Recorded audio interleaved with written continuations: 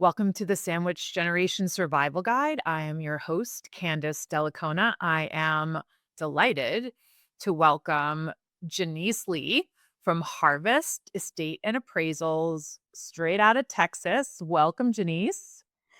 Glad to be here. Thank you so much for having me. I am so excited to have you. We had such an interesting conversation, and I wish that our listeners were on for that first conversation, but I'm going to do my best to share with our listeners and all the folks out there how you impacted the way that I think about things like legacy. So we're going to get right into it, but I want everyone to know that you not only are the owner of Harvest Estate and Appraisals out of Texas, which, by the way, is nationwide. You're highly educated, having your undergrad degree from UW, great state of Washington, in Japan Regional Studies, and your alma mater, you and I share, is American University in Washington, D.C.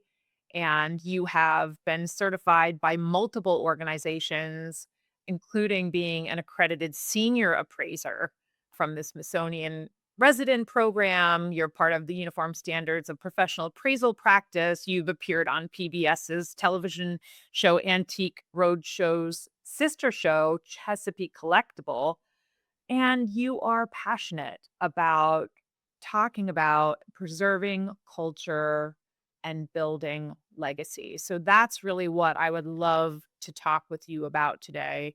So welcome, Janice. That is quite an intro, but you are quite the expert. So we're so happy to have you here.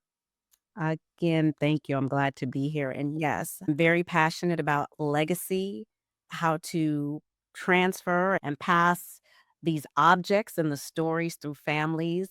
In our prior discussion, we were talking about shows like the Antique Roadshow and Chesapeake Collectibles and why people love those shows so much. I really believe goes beyond the object, but really it is the story that connects the families to the object. That really is what draws the viewers in and why people love to come on the show and talk. They love to share the stories from their family. I just flew back in from Maryland filming Chesapeake Collectibles' newest season that'll air in the spring of next year.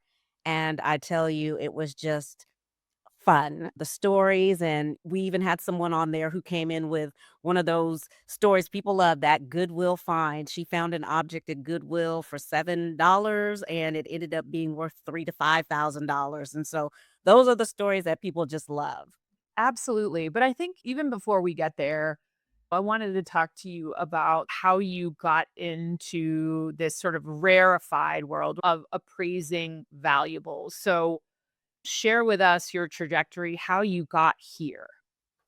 The space of valuation, which is really what the industry is, we're valuers. We assigned value to objects, started for me with a love of history and seeing things in my grandparents' home and having questions about them. And then as time went on, I became one of those people who loved that thrill of the hunt we were just talking about, looking for that hidden treasure. And my husband, with his very practical side, said, "You keep buying things, and our house is starting to look like a thrift store. Do you think you could figure out a way to turn that passion into a way to monetize it?"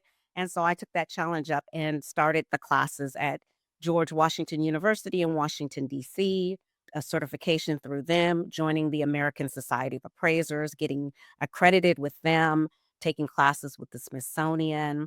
But I would say a switch that really flipped for me that I understood the struggles of my clients is when my own mother passed away, being the executor of her estate. I had the skill set to do the inventorying and getting those objects for the closing of her estate. But I then understood the struggles of clients dealing with the dynamics in a family, whether it's a blended family, whether it's added to families from marriage, stepchildren, new husbands. You're trying to mourn the loss of a loved one as well as the courts are telling you certain documents have to be presented to them in a timely fashion. You're dealing with companies, you're trying to close out accounts. And in the midst of all of that, it really hit home for me some of the additional struggles that my clients had. I had not seen those before, even though I was working with these same issues. but I was on the outside looking in. And so I really had a compassion for those clients that couldn't go back into a loved one's home because they were still grieving and they needed someone to help them with that. So that's really how my journey started. That is one of the things about any of us who have that sort of passion, right? Is that something impacts you personally and it changes your view of what maybe you were doing in the past or the way in which you were handling those objects in the past. So I appreciate your perspective as both the professional and as the daughter. So tell me, when you were going through the process of dealing with your mom's estate, what were the issues that came up for you from a personal perspective that you felt were sort of at odds from your role as finding economic value, if we should say? So, more about the connection to the object. Can you think of any specific example that came up for you when you were going through that process? I was fortunate in dealing with my mom's estate that she did all the things that you would hope that people do in preparing. I know one of the things that we talked about is that a lot of times people will prepare for a baby, right? Everyone's excited about that new life. There's the baby shower, there's establishing bank accounts and college funds. But a lot of times people shy away from having that much consideration in transferring to when they're not gonna be here or how their loved ones are going to deal with that. And so my mom had done a lot of the right things. She had a will and she left a ledger of bank accounts and where to find information. Added complexity to that scenario was that my mother had remarried, my father had passed away, and so I was now dealing with this blended family of a father who had his own children and most things went smoothly. However, there was this one account where the paperwork somehow didn't get processed correctly. And I specifically remembered that my mother had requested the information from my younger sister and myself.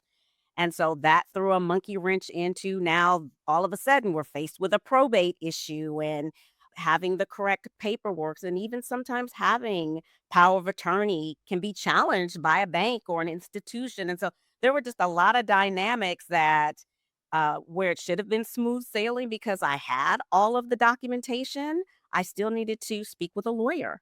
And I'm glad that I had someone that I could go to and talk to about the challenges of getting her estate done. But for the most part, things went smoothly. I, above everything, wanted to honor her wishes, which she spelled out quite concisely in her will as to who was to get what, how things were to be split, how she wanted things done. And I would say, on a personal note, a very transparent note, one of the bigger hiccups was that my mother didn't want a funeral and my grandparents wanted her to have one. And so to stand up to them and say, "No, we're not gonna have a funeral because I wanna honor her wishes." That's not what she wanted. But the compromise was if you all want to have a memorial service that you want to plan, my sister and I will gladly show up and participate and be with our family, but we're gonna honor my mother's wishes not to have a funeral. So obviously you're speaking my language, right? We're talking about documents and the logistics of preparation. And you're so right. I think that in our culture, we are more enthralled with birth and joy and things like that. Why wouldn't we? And death is something that is sad. It involves grief and the loss of somebody that you love. So it's not surprising that a lot of people don't have the proper documents in place. And I'm so glad that your experience with your mom's estate was relatively seamless to that point.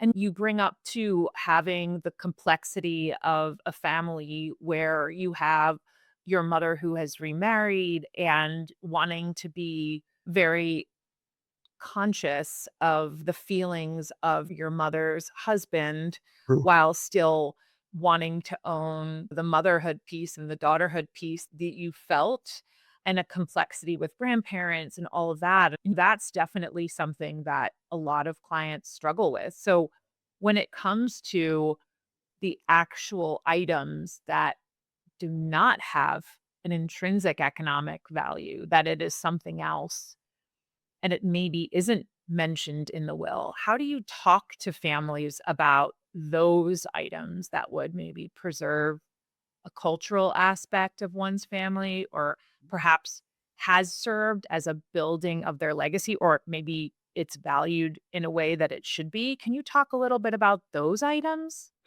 Yeah, I would say that one of the things that I often get to tell people is just because it's old doesn't make it valuable. Mhm. And that really the job of the appraiser is to report what the market says about the item. So when we're talking about sentimental value versus monetary value. Right. What's important is that back to what I said in the beginning, a lot of times it's the story.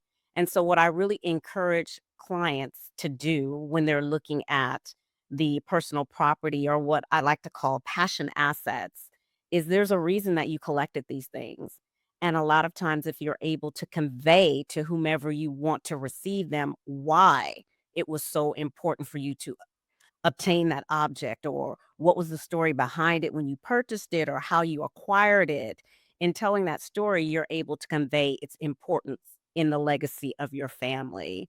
And so that becomes the most important thing to put a note on it. When people have children that don't want things, I say, can you put a note on the object so that maybe a grandchild can have it in the future? And if there aren't any grandchildren or any children, what about a niece or a nephew to convey why this object is so important in your family?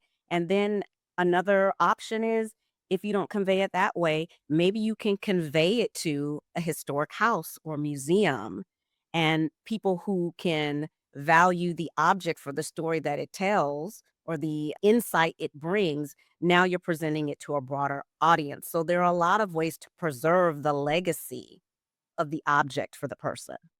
Yeah, I think you're right. As an attorney who has guided hundreds, maybe thousands at this point of clients through an estate administration, if you will, what you did for your mom, where you inventory the bank accounts and you have the life insurance and you have the real estate. These are tangible items that have an economic value. So, in many ways, it's easier to marshal those assets and divide them according to what it says in the will.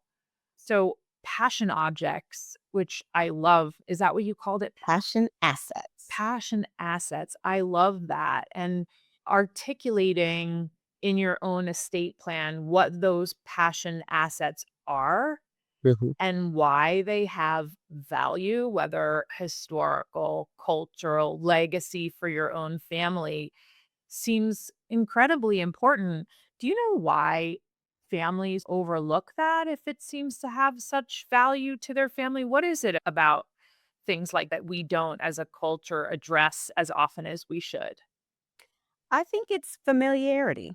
You've grown up with it. It's, "Oh, that glass candy dish," though it may have brought you joy as a child because grandma kept peppermints or wrapped candy, and when you came over, you accessed it, you touched it, you handled it. To think that carnival glass has value, and you're thinking, "Oh, I grew up with it. I always got to handle it, touch it, so it didn't seem anything off limits or inaccessible to you." And so we sometimes devalue those things that we can just casually handle Sure. versus maybe the piece of artwork that's hanging up on the wall that's out of reach. And so I am a firm believer of enjoying the objects that I have. And so, not that maybe the chairs in my house are from the late 1800s, but they may be a reproduction Victorian side chair that I like to sit down in and read a book, and someone comes in to my house and they see it. And I say, "Oh, yeah, have a seat." And they're thinking, "Oh, that's an antique." Or my husband's record collection that we play a lot. We enjoy listening to it. There are some collectors that don't play the records and they're sealed as if they were purchased brand new. But I've been one that's like to handle the objects that I own so that I can enjoy them. And I like for other people to enjoy them as well. That makes so much sense to me where you're looking to the I guess the right term is the reverence with which somebody treats an object. And that doesn't necessarily mean that because it's not hanging on the wall, that it doesn't have value to a family. When you talk about those items, like a candy dish or something that maybe all of the grandchildren have had access to over the course of their childhood, and it's symbolic to what grandma was to them. How do you help families negotiate the tricky situation when there's one object and a number of people have the emotional attachment to that object?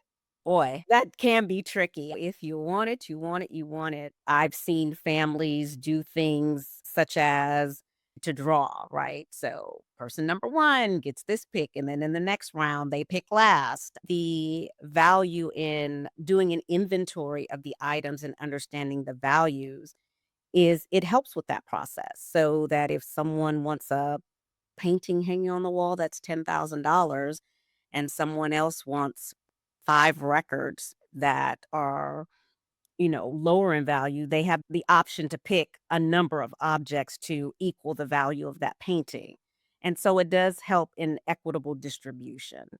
It Yeah. may not soothe the savage beast of 2 or 3 people wanting the same object, but then there are also been caveats thrown in there that if they cannot come to an agreement that the piece has to be sold and the money distributed equally. So sometimes it behooves the children or the benefactors to muscle up and behave correctly so that piece doesn't have to get sold off. Yeah, that is definitely an issue that comes up in my practice where sometimes those items that don't have a lot of economic value are not the objects that people fight over, that it's the small sentimental items that would otherwise not really render much on the open market really cause the greatest amount of strife because of the connection to the object, the cultural connection, the legacy connections. What would you say in your travels? One of the things that you and I spoke about, and I think is really important as a Black American and helping other Black American families identify and categorize and honor those artifacts in particular. I know that you have a lot of knowledge in this area. Can you share a little bit about that? Yeah, I would say one of the more overlooked objects that tossed away is actually paperwork. I Mm. have had the privilege to appraise and help place archives with a number of institutions that are from African Americans that have been collected and passed down to what I call the keeper of the grail or the keeper of the object. That this is the one person in the family that the collector knew would take care of that item and maybe even gave some direction in storing it, keeping it, making sure that it didn't get thrown away. But if that's the one thing that I would share with families, all families, is that one of the things that is going on in the marketplace is uncovering of stories that are untold. Again, we're back to that theme of telling the story. Some of those stories we know at the national level, like a Dr. King. Right. But at the community level and the local level, there are a lot of stories and a lot of various communities that are untold that have impacted the history of this country that are being thrown away as people pass away because the family doesn't know that they should look through that paperwork to see if it connects them in some way to a national movement or a local movement that impacted the history nationally, and it gets thrown away. And so one of the things that I find that I'm constantly trying to communicate to families, is there an untold story here in paperwork? Was someone the first to pioneer something, the first to do something? There was a family that I worked with in Washington, D.C., where the husband was a first to attend the dental school in Georgetown. And his wife was more focused on settling the estate and had the paperwork, and so I really encouraged her, "Do you all have these documents?" And they still had a lot of his documents, and I said, "You really should, as a family, rally around saving those documents, maybe finding a place, an institution, a historic house, organization that might be interested in them." There are a number of ways that these documents, A, need to be stored, and I talk with clients about not too much heat, not too much moisture. So the proper storage containers, where they need to be stored, how they need to be stored. And then I also talk with them about there are a number of ways to decide if you want to donate it to an institution. There are determining factors as to why you pick an institution. You want to give thought to that. Will they digitize it for you so that public has more access to it? And then also, a lot of times, organizations such as folks who are producing for organizations like Netflix are doing research and uncovering these untold stories and turning them into movies. And so there is a desire to obtain this new, what we consider to be new information, only because we're not aware of it, though the family or a particular community may be very well aware of that history. It brings up the image of the candy dish, right? That it's familiar to Mhm. everybody in the family, that there's not a recognition that it could have some significance beyond the family. And so bringing up something like paperwork and perhaps a diploma representing somebody's accomplishment and finding out where that lies in history and why that's important. So aside from those particular items, what other paperwork, if that's very largely overlooked, what other paperwork work is helpful in providing the family with some historical context? Do you have any suggestions on what they should look out for? Wow. Paperwork. Again, as folks are passing away, if you're able to really pay attention to those stories. I can remember visiting my great grandmother in Arkansas, and she was just one of the funniest people to me at that age, this lively 83-year-old woman, and I was like 14 at the time. I just thought that she had a lot of spunk, a lot of energy, but just to listen to the stories that she had to share. And for those of you that have people that are older, to document it, to grab a tape recorder, get them on camera, get their story down, get it transcribed, save those photographs. I know one thing that happens often in the African American community is that the image and knowing who the person was in the picture gets separated as that object moves around. And so, unlike a painting that has a signature and a date sometimes, not all of them do, but a lot of them do, it later helps us to identify and move it along and track the provenance, meaning the ownership of how it went from one person to the next person. A lot of times that gets lost in photographs. And so you just have this photo album with all these pictures, and you're like, who are these people and what are their stories? And so I know back in the day, people would write on the back of a picture.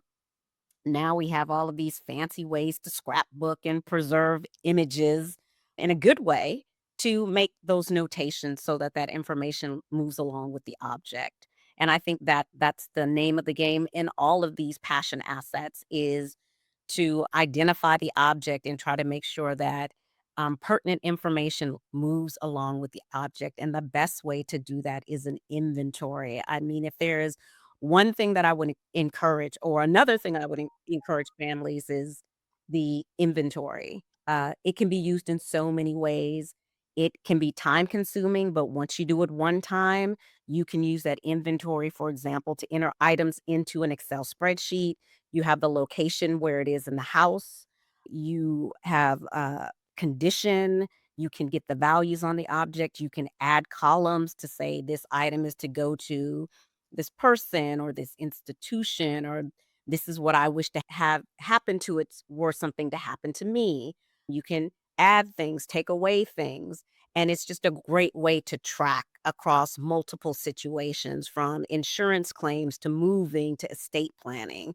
I think the inventory is an invaluable tool for families. Yes, it takes time, but it's one of those, once you have it done, you can just modify on it and use it in multiple ways. I think you're right. I think having documentation not only provides those who are left behind a guide in terms of what they're looking for and why it perhaps should be preserved and should be sought after and sought out among all the things in a person's house or their apartment.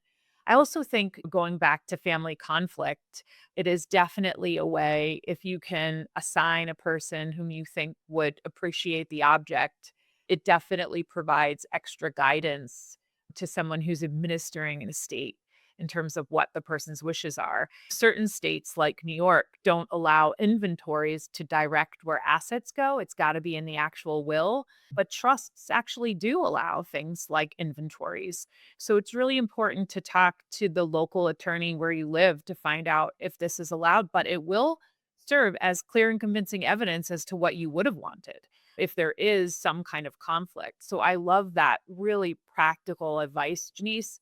In terms of your role as a sandwich generation member, we're talking often here about surviving the sandwich generation and not only surviving, but thriving.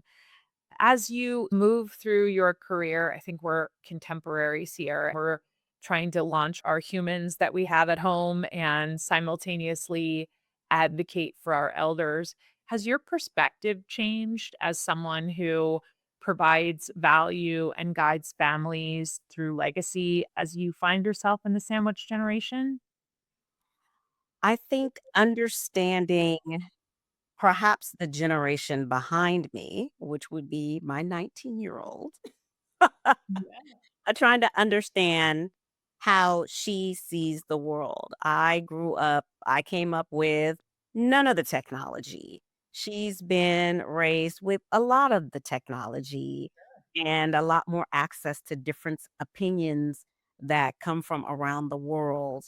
So when we talk about, for example, the books behind us, that's my research library. And so I find she loves to read, which is great, and she will often resource the books in my library for projects at school because she herself is quite artistic in and of herself, from drawing to character creation, and so she will research the books because she loves the styles from the 1930s, and so she'll come and take the books off my shelf and look at the objects, the furniture, the clothes, and so it's quite amusing for me to hear vintage being the 1980s. I'm like, "Yes, but vintage is the 1980s." That is hilarious, but when my mother was alive, to watch her interact with my mom, and when sometimes there were complaints about, oh, school or whatever. We all have complaints growing up.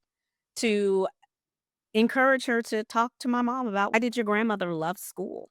What Mm, was the difference for her?" And again, to tap those stories to bridge the gap between that generation so that she could understand what my mom valued and why education was so important to her and how different her life was for her versus what my daughter has access to. And then even myself, what I value in the space that I'm in and why I love appraising, why I love the work, why I love legacy, why it's so important to share those stories between all the generations. And even though my daughter doesn't want any of these books behind me, I have definitely stressed the importance of the value of the books, just as I have clients that reach out to me that want to emphasize to their children the value of their art collections. So, sure. for example, so that daughter doesn't give away a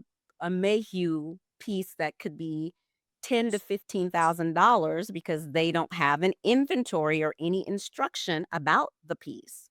And someone comes in and says, "Oh, I always admired that piece of artwork that hung in your dining room in your family. Can I have it?" And they go, "Sure, yeah," because they don't know the value. And so I think that's really where we pass along in this sandwich generation, conveying values that are important to us, and me being in the middle at one point before my mother passed away, sharing my values with my daughter and my mother sharing her values with me and my daughter. And so just to convey the legacy of values or why we value an object has been important in my family. I love that. And also the connection with your daughter as it relates to the younger generation and technology. I think for all of our kids, my kids, your daughter, I think it will be easier for them to preserve the legacy because there are so many technological advances that make it so convenient to do that.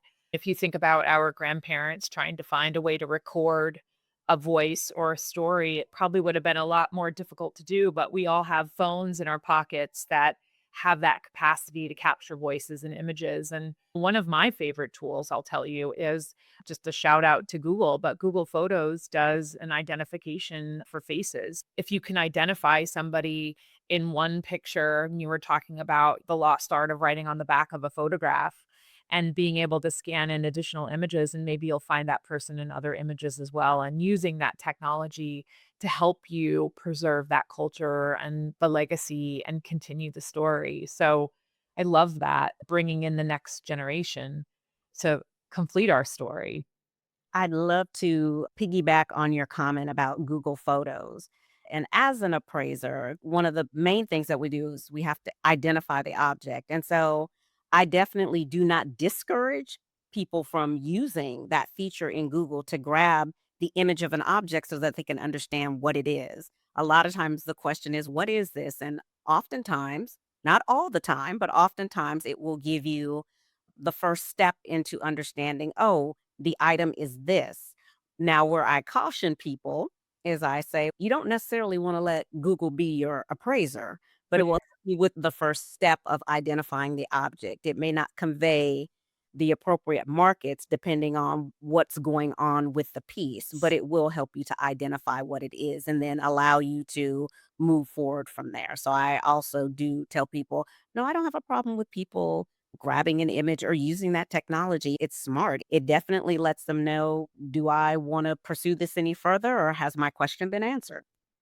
I love that. And I think what it comes down to is you have to go to the expert. And that's really where you come in, Janice, where you really can come in and help families at a time, often when they're grieving, and helping them sort through the noise to figure out what is worth the effort of a family to preserve and what perhaps is better worth donating to someone who perhaps could use the object. I know as an estate attorney, people like you are an invaluable resource to cut down on the time and sometimes, the sadness as it relates to certain objects, because it can provide insight, as you say, to something that you may not have known about that person when they were here. So I love that you're so passionate about legacy building and the preservation of culture. And I just want to remind everyone that although you are based in Texas, every time we talk, you are somewhere else. So I know you travel and you're an incredible resource to people across the country. And services like yours are really invaluable.